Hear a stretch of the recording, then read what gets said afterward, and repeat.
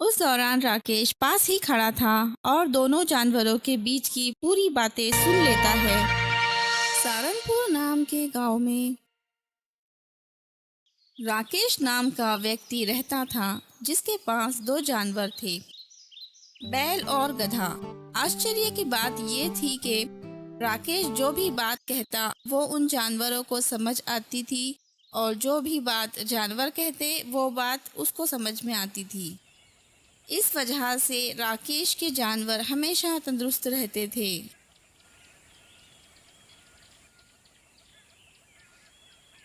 मेरे प्यारे जानवरों, तब्बू और भोलू, तुम्हारे पास सोने के लिए काफ़ी अच्छी जगह है, खाने के लिए ढेर सारा खाना है और पीने के लिए पानी है।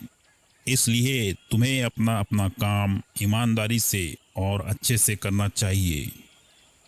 कभी भी अपने काम में आलस मत करना। दोनों जानवरों में से डब्बू गधा काफी आलसी था, क्योंकि राकेश कभी कभी ही गांव के बाहर काम से उस पर बैठकर जाता था। इसलिए वो सिर्फ दिन भर घास खाता और सोता रहता। और भोलू बैल को काफी सारा काम करना पड़ता था।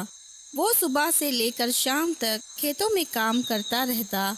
दिन भर मेहनत करके वो बहुत थक जाता था और मन ही मन में डब्बू गधे से काफी जलता था, क्योंकि गधा दिन भर आराम करता रहता। अरे बाबा रे बाबा, बहुत थक गया हूँ। मैं सुबह से बिना आराम किए काम कर रहा हूँ, और उस गधे को देखो, दिन भर खाता है और सोता रहता है। मालिक के काम भी कभी भी मदद नहीं करता। एक दिन भोलू बैल गधे के पास जाता है और कहता है, तुम कितने किस्मत वाले हो, दिन भर खाते और सोते रहते हो। तुम्हारा कोई काम भी नहीं करना पड़ता। तुम्हारे पास खाने के लिए घास, पीने के लिए पानी हमेशा रहता है, और मालिक तुम्हें महीनों में कभी कभी ही बाहर लेकर जाते हैं। तुम गांव के सारे लोगों को देखते रहते हो और कभी उदास नहीं होते। कितना मज़ा आता होगा तुम्हें जब तुम बाजार घूम के आते होंगे तो। और मुझे देखो, मैं सुबह से लेकर शाम तक काम करता रहता हूँ। मुझे तो इतना आराम करने के लिए वक्त भी नहीं मिलता। मुझे एक बार भी तुम्हारी तरह जीने के लिए मिल जाए, बस मैं अपने जीवन से बहुत खुश हो जाऊंगा। मेरे बैल भाई भोलू, वह तुम्हें बेवकूफ़ बैल बुलाते हैं, और वह बात सच में तुम पर जचती है। भोलू, तुम बहुत ही सरल सोचते हो। तुम उन्हें अपना वैसे ही इस्तेमाल करने देते जैसा वह चाहते हैं। क्या तुम्हें तुम्हारे काम से बचने का कोई हल नजर नहीं आता? क्या हल है, मुझे बताओ।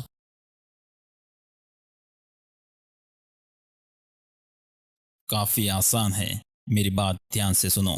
भोलू भाई, कल मालिक का नौकर पप्पू जब तुम्हें काम करने के लिए लेने आएगा, तब तुम बीमार होने का नाटक करना और बिल्कुल भी कुछ मत खाना।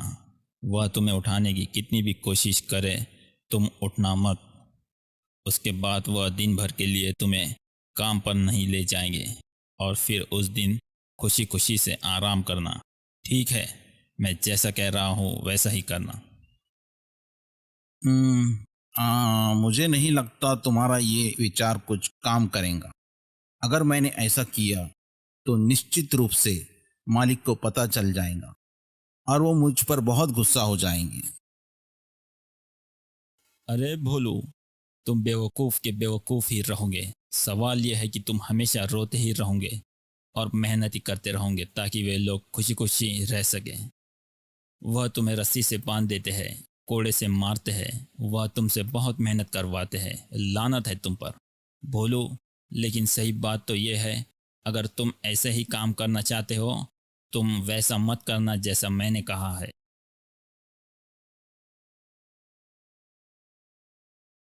हाँ डब्बू, तुम बिल्कुल सही बात कर रहे हो। मैं वैसे ही करूँगा जैसे तुमने कहा है।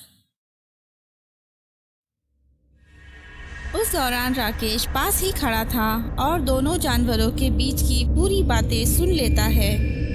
अच्छा, तो ये बात है। डब्बू और भोलू बहुत आलसी बन रहे हैं। वो मुझसे खेलना चाहते हैं।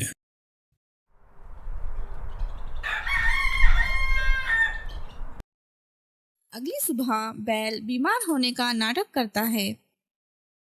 अरे अरे भोलू, क्या हो गया तुम्हें? हे भोलू, चल चल उठ जा, खेत जाना है हमें, चल। ऐसे पड़ा है जैसे शरीर के अंदर आत्मा ही नहीं है। बैल को बीमार देखकर राकेश की पत्नी राकेश के पास जाती है।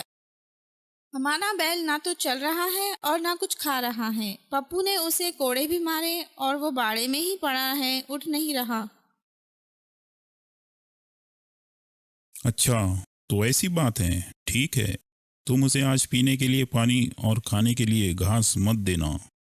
दिन भर कुछ नहीं खाएगा तो अपने आप ही ठीक हो जाएगा। अरे ऐसा क्यों कह रहे हो आप? ज्यादा सवाल मत करो। जैसा मैं कह रहा हूँ वैसा करो। ठीक है। और पप्पू, तुम भोलू बैल की तबीयत खराब है तो आज उस डब्बू गधे को काम करने ले जाओ और भोलू बैल को बाड़े में ही रखना और दरवाज़ा मत खोलना। उसे आज बाड़े में ही बंद रहने दो। ठीक है मालिक।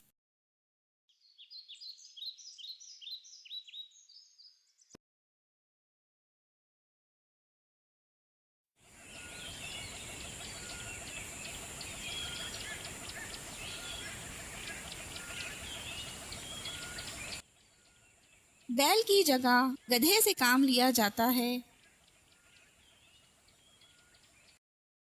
अरे बाप रे बाप, मुझे ये भी नहीं पता मैं अपने सोने की जगह कब जाऊंगा। मैं बहुत थक गया हूँ। आह, और वो भोलू बैल आराम से सो रहा होगा। गधा शाम तक काम करता है और थक कर वापस बाड़े में आ जाता है।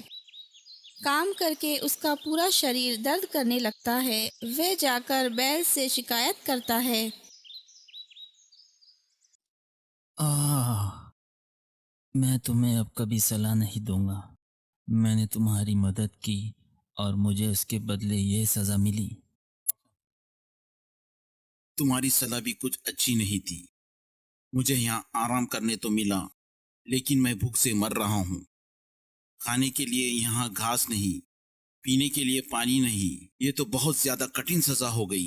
इससे अच्छा होता कि मैं खेतों में काम करने चला जाता। अगली बार मुझे मेरी मदद करने की कोई जरूरत नहीं।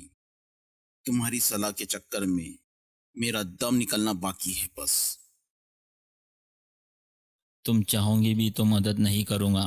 मेरी हालत देखो एक बार। मैं गधे की तरह सुबह से धूप में काम कर रहा हूँ। अगले दिन बैल अपनी अच्छी सेहत दिखाने के लिए पप्पू के सामने बाड़े में उछल कूद करने लगा। अरे, कल तो ये इतना बीमार था और आज अचानक इतना फुर्तीला और इतनी शक्ति कैसे आ गई इसके अंदर। चलो, अच्छी बात है, इसकी तबीयत अब ठीक हो गई है। मैं इसे अब काम के लिए खेतों में ले जाता हूँ। फिर भोलू बैल हमेशा की तरह काम करने खेत में चला गया। उस दिन के बाद से बैल बहुत खुश रहता है। वह अपना काम पूरा करने की कोशिश करता है और कभी आलसी होने के बारे में नहीं सोचता।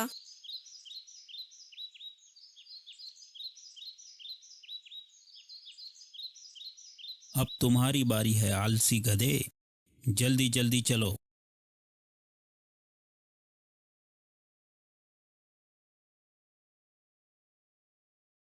आह, कितनी गर्मी है। अच्छी जिंदगी चल रही थी। बैल को सलाह देने के चक्कर में मैं बर्बाद हो गया। कहानी की सीख ये है कि ये मत कहे कि आप सब कुछ जानते हैं, या तो ये सुनिश्चित कर ले कि आप इतना जानते हैं कि दूसरे आपकी प्रशंसा कर सके, या फिर इस बात से पूरी तरह अनभिज्ञ रहे कि दूसरे आप पर दया करे।